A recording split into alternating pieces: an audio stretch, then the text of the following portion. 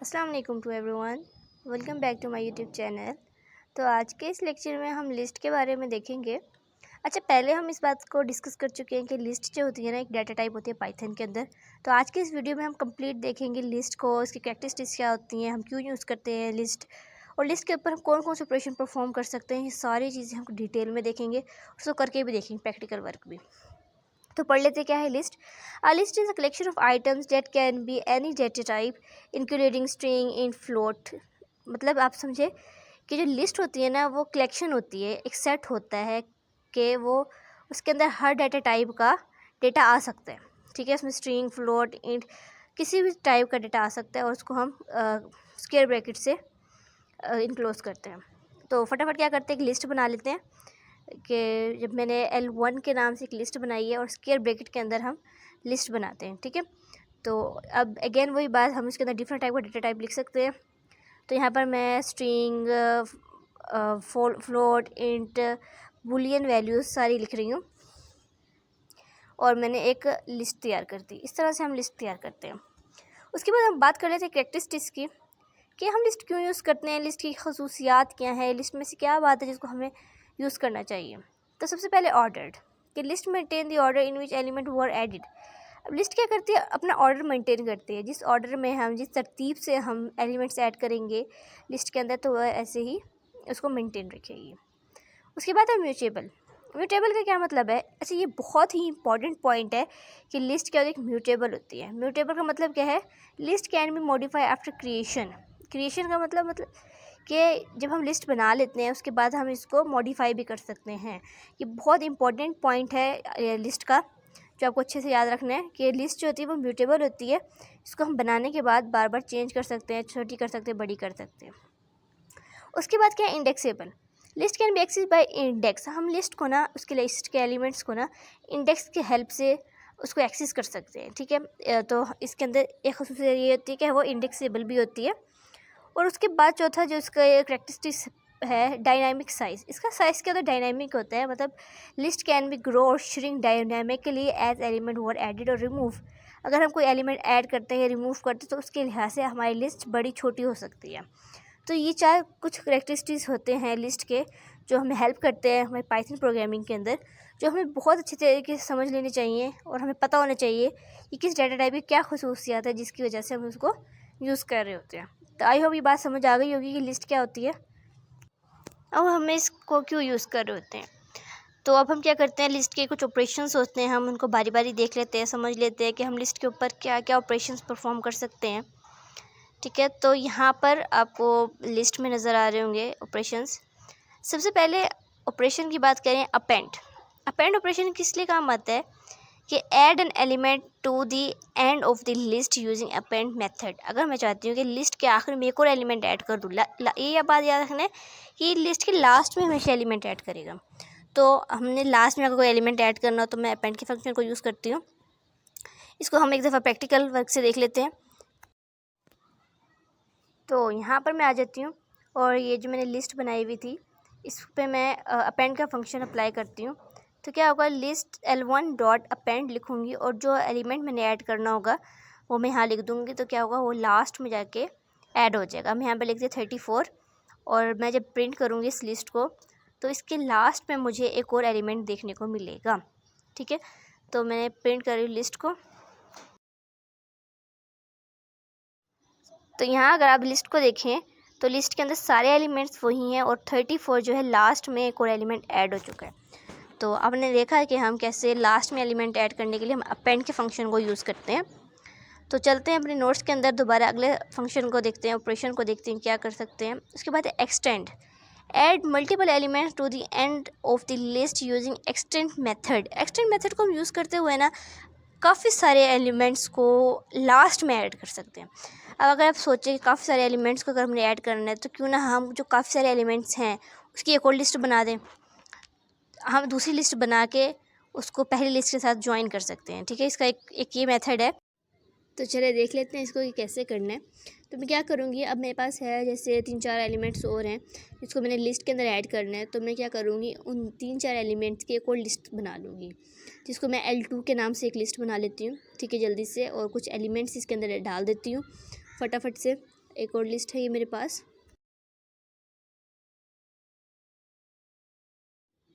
तो जब ये लिस्ट बना ली एक और, अब मैंने क्या करना है कि लिस्ट 1 के अंदर लिस्ट 2 को ऐड करना है। तो मैं क्या करूँगी, L1 लिखूँगी और साथ एक्सटेंड के फंक्शन को यूज़ करते हुए हम दो लिस्टों को आपस में ज्वाइन करते हैं।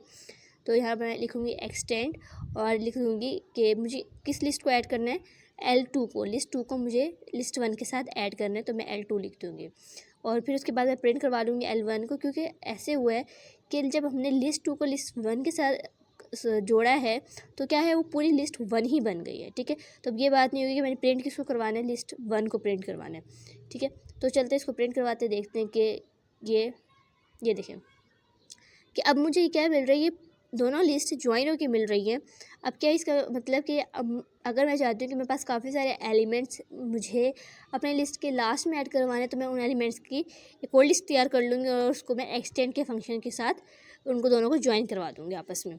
ठीक है, तो आगे बढ़ते हैं। एक और चीज़ है, उसको है इंसर्ट। इंसर्ट का काम क्या होता है, insert an element at a specific position using insert method. अगर मैं चाहती हूँ किसी ख़ास पोजीशन पे मेरा एलिमेंट जाके ऐड हो, तो मैं वो काम कर सकती हूँ इंसर्ट मेथड को यूज़ करते हुए। ठीक है, तो इसको यूज़ करते हैं।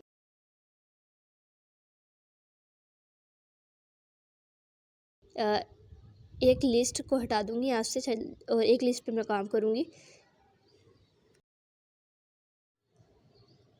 अब मैं लिखूँगी कि लिस्ट 1 जो है उसमें मैंने इंसर्ट करना है। अच्छा, मुझे जब कुछ वैल्यू किसी एक ख़ास इंडेक्स पे इंसर्ट करनी है ना, तो मुझे साथ उसका इंडेक्स बताना होगा कि मुझे किस इंडेक्स पे इंसर्ट करनी है अपनी नई वैल्यू, और साथ उसके एक वैल्यू बतानी होगी कि कौन सी वैल्यू इंसर्ट करनी है। ठीक है, तो क्या होगा कि यहाँ पर आपको सजेशन में भी दिख रहा होगा कि ये इंडेक्स को सपोर्ट कर रहा है कि ये साथ इंडेक्स मांगेगा। ठीक है, तो मैं कहती हूँ कि 3 इंडेक्स के ऊपर मेरे पास एक नया जो है एलिमेंट ऐड हो जाए, और जो मैं एलिमेंट लिख रही हूँ जिस सेलफोन, अब ये एक नया एलिमेंट और मैं चाहती हूँ 3rd इंडेक्स पे ऐड हो जाए। अगर मैं एक लिस्ट में देखूँ तो 0 पे एप्पल है और ये आ जाएगा यहाँ पर फॉल्स की जगह पे आ जाएगी, क्योंकि फॉल्स क्या है, तीसरे इंडेक्स पे, और तीसरे इंडेक्स पे सेलफोन आ जाना चाहिए। ठीक है, तो इसको रन करते हैं ना, तो ये देखें मुझे सेलफोन जो है वो तीसरे इंडेक्स पे मिल रहा है, ये 0 1 2 3 एंड, और फॉल्स जो है वो अगले इंडेक्स पे चला गया।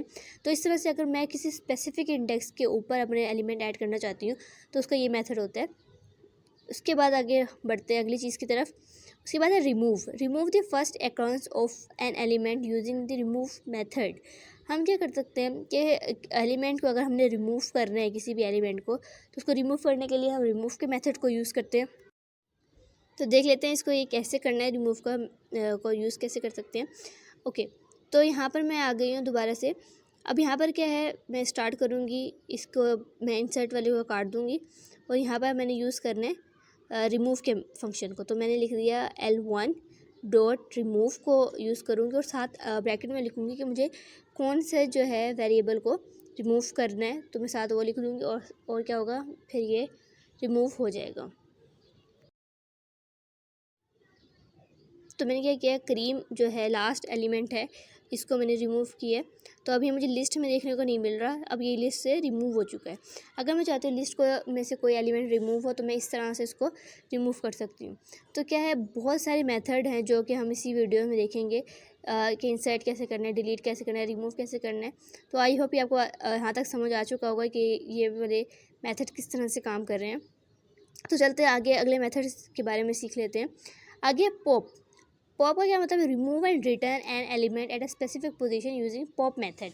अच्छा, पॉप मेथड का 2 काम होते हैं, या वो हम 2 काम ले सकते हैं, या तो एलिमेंट रिमूव करवा सकते हैं या तो हम एलिमेंट रिटर्न भी करवा सकते हैं, ले भी सकते हैं।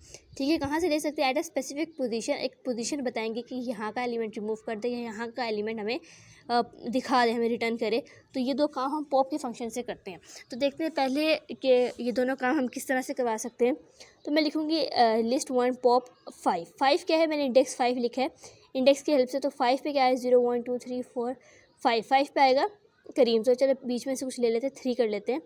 तो अब क्या है, 3 का इंडेक्स क्या है, 0 1 2 3 पे क्या था, फॉल्स था। अब फॉल्स को इसने हटा दिया और बाकी पूरी लिस्ट मुझे इसने दे दी है। एक तो ये काम है पॉप फंक्शन का। दूसरा काम क्या है कि अगर मैं चाहती हूँ कि 3rd इंडेक्स पे जो वैल्यू पड़ी है वो मुझे रिटर्न करे। ठीक है। तो वो काम भी हम पॉप की हेल्प से कर सकते हैं। 2 काम करते हैं।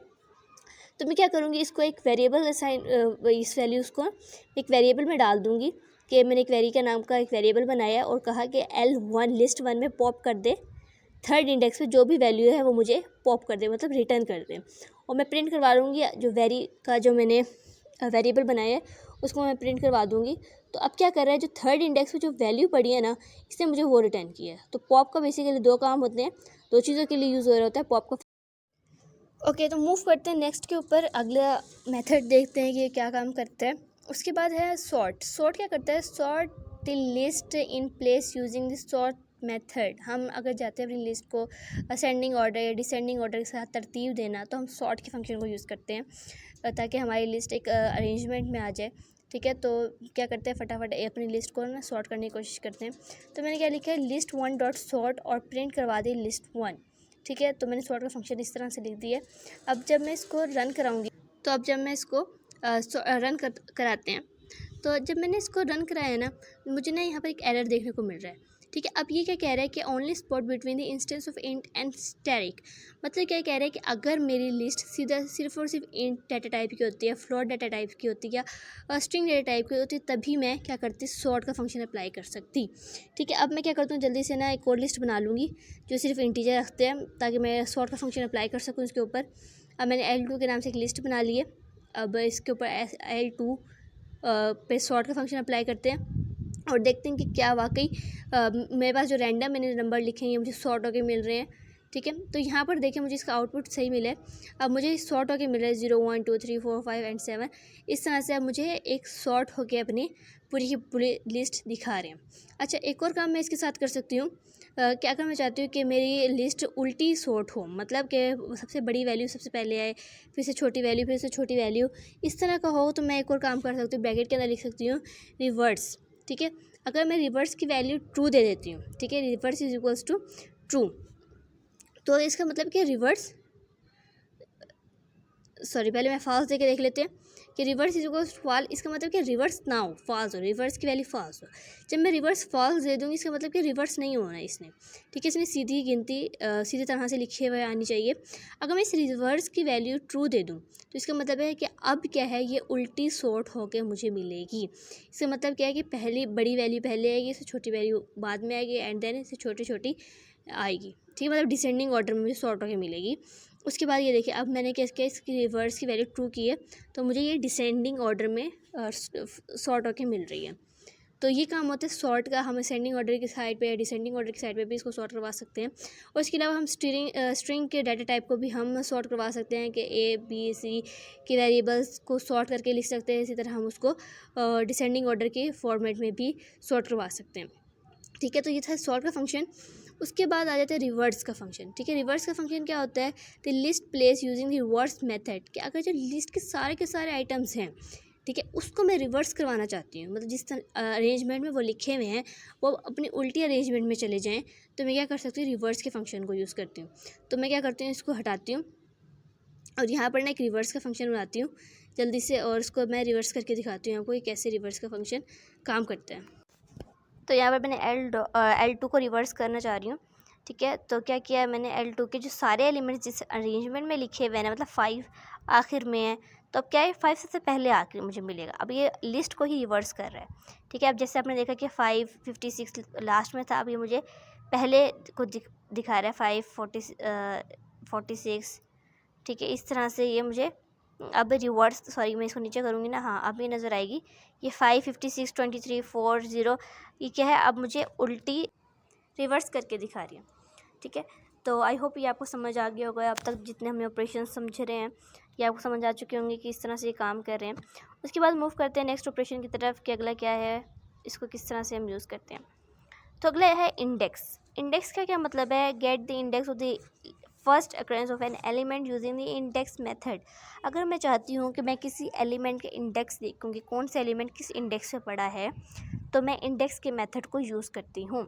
ठीक है, आप ये याद रखें कि हमने एलिमेंट नहीं देखना, हमने इंडेक्स देखना है। किसी एलिमेंट का इंडेक्स को फाइंड करने के लिए हम इंडेक्स को यूज़ करते हैं। तो मैं क्या करूँगी, फटाफट पहले इनके यहाँ की सफाई कर लूँगी। मैं पहले लिस्ट 1 को यूज़ करूँगी इस काम के लिए, तो इंडेक्स को यूज़ करने के लिए। तो मैं क्या लिखूँगी, यहाँ पर एक वेरिएबल बना लूँगी जिसके अंदर मैं इंडेक्स जाकर स्टोर करवा रही होंगी, और लिस्ट 1 जो है इसका इंडेक्स मैंने देखना है, लिस्ट 1 डॉट, और जो है मैं इंडेक्स देखना चाहती हूँ। अब मैं देख लेती हूँ कि मैं किस एलिमेंट का इंडेक्स देखना है, ठीक है। अब क्या है, मैं देखना चाहती हूँ जैसे लेट्स से जो लास्ट एलिमेंट है हिलिया, इसका मैं देखना चाहती हूँ किस इंडेक्स पे पड़ी है। तो अब मैं इसको इस तरह मेथड से लिख लूँगी, और अब मैं प्रिंट करवा दूँगी वैर का जो मैंने एक वेरिएबल बनाया, क्योंकि बेसिकली इंडेक्स आके वहाँ पर स्टोर हो जाएगा वैर के एलिमेंट में, और मैं प्रिंट करवा दूँगी वैर को।